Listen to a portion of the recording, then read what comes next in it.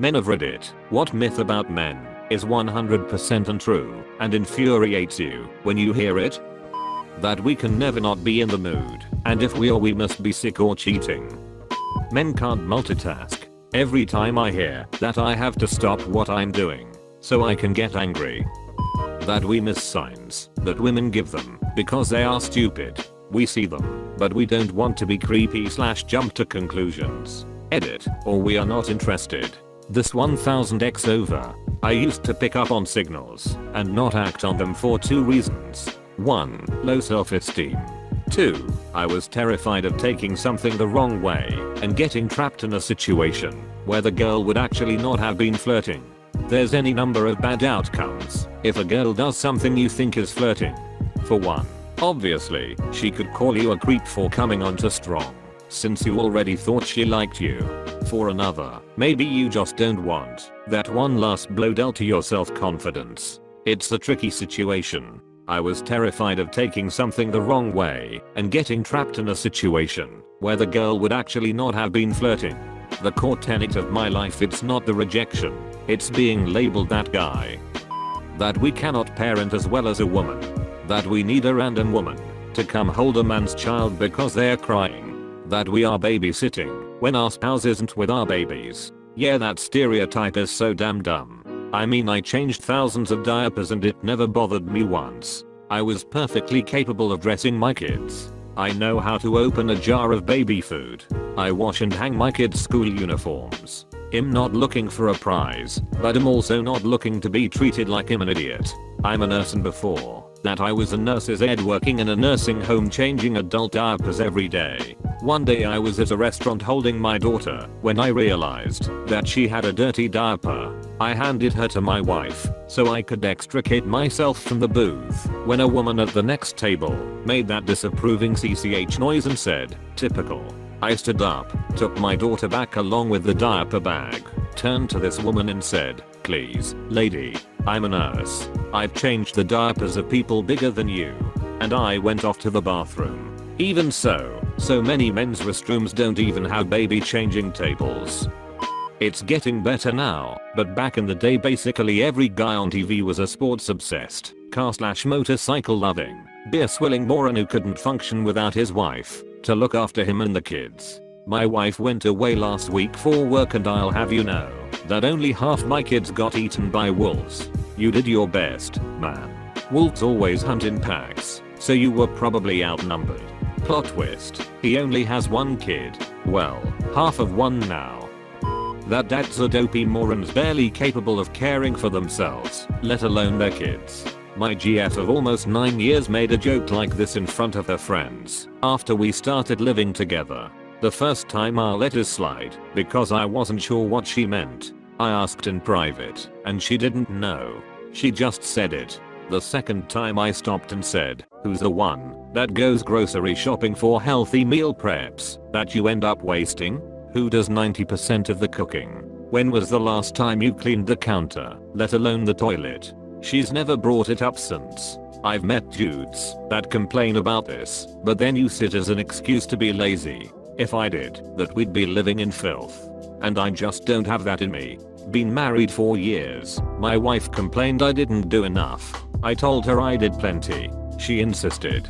A parley was struck. For 2 weeks I did nothing. This was easy since I'm home and awake, maybe 4 hours a day. By the end of it, the sink was overflowing, the trash was piled high, the floors were disgusting, the laundry was backed up, and all the other fix-it tasks were completely ducked. She hasn't said a word since. My trick: clean up as you go. If you're the last to use it up or fill it up, then take care of it. Years of taking care of a woodshop translates well to housekeeping.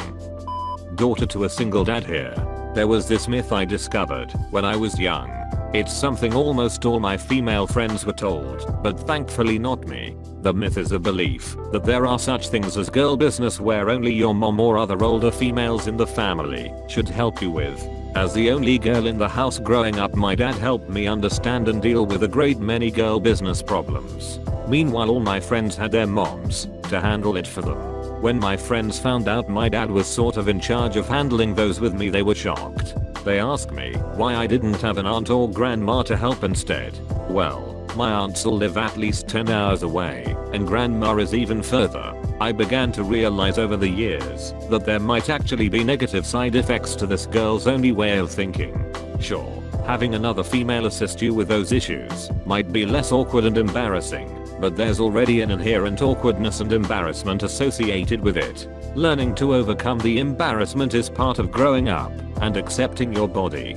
Furthermore, I have since grown up and began studying psychology and done some research into this further for my studies. I'd have to do a more in-depth and wide-reaching survey and analysis to come to findings I'd be comfortable with being peer-reviewed, but I have a theory that the girl's only mentality causes relationship issues later in life. Young girls grow up thinking that there are some aspects of womanhood men not only don't understand but can't understand. It makes them not only less trusting of male partners, but also keeps them from seeing men as equals when it comes to parenting. Sure, if you're a mom of a young girl, there's no reason for you to not continue helping her with all the complex feminine issues she's going through. Just be careful not to make her think her dad doesn't empathize or understand too. Don't make him this distant third party who will never get it, or someone who should not be involved because he has a... That's the same toxic female attitude that causes soccer moms to call the cops on a dad when he takes his daughter to the park to play. Men can parent too, and they are surprisingly good at raising young girls on their own. That we are all not interested in or incapable of being involved in the planning of our weddings. I cannot tell you how many comments like "Remember, it's her day, not yours" I received during the 2-year lead up to our wedding. I'm not going to lie to you and say I'd been looking forward to getting married since I was 12 or something, but I took an active interest together with my wife in the planning of our wedding. It's not my day, it's hers. Duck that. It was our day. We planned it together. Her vision definitely brought it all together, and she did a ducking astounding job, but she didn't just make decisions on her own. We talked together about and worked together on every single thing involved in the event, and we were both ecstatic with how it turned out. It turned out beautifully. I try not to toot my own horn very often, but I never thought the best party I'd ever go to would end up being my own. My own parents, who are in an incredible, cooperative, supportive, happy married relationship, and are the best parents I could have possibly asked for the record, gave me grief about this sort of thing when I was telling them that when I get married, I want a smaller, not exorbitantly expensive wedding. They both, especially my dad, insisted that my hypothetical fiance would be the one calling all the shots. Now that I type it out, I have to wonder if that's them perpetuating the stereotype or calling me spineless. Smaller is the way to go. The current wedding industry is ducking predatory with the amount of money they expect a relatively new couple to spend on what is ultimately a glorified party. Financial issues are a prime reason why people get divorced, and what does our society do? Immediately saddle the new couple with a huge financial burden because it's expected. Duck that shit. That men find it normal to cheat and brag about it. Any man who cheats on someone loses my respect instantly. Same goes for women. And I'm sure my feelings are shared by most guys. I don't understand why people assume that men are worse communicators than women. Really depends on the man and the woman. I really hate how fruity drinks are associated with women. Like, damn, can I just enjoy my strawberry daiquiri? Edit. Whoa. Men can't show emotion in public unless it's anger or greed. Not sure if it counts as a myth, but most TV portrayals, the guy's a dumbass and depends on his wife for literally everything. It's annoying and played out. I don't know anyone close to my age that lives like that. Homer Simpson was always a bit of an idiot, but he also sacrificed everything for his family and worked hard to provide for them. But now they just write him like he's some worthless bum who does nothing and is a burden to everyone around him. If any of the newer Simpsons writers are reading this, duck you. You suck. That we are not afraid of walking alone through a dark car park at night.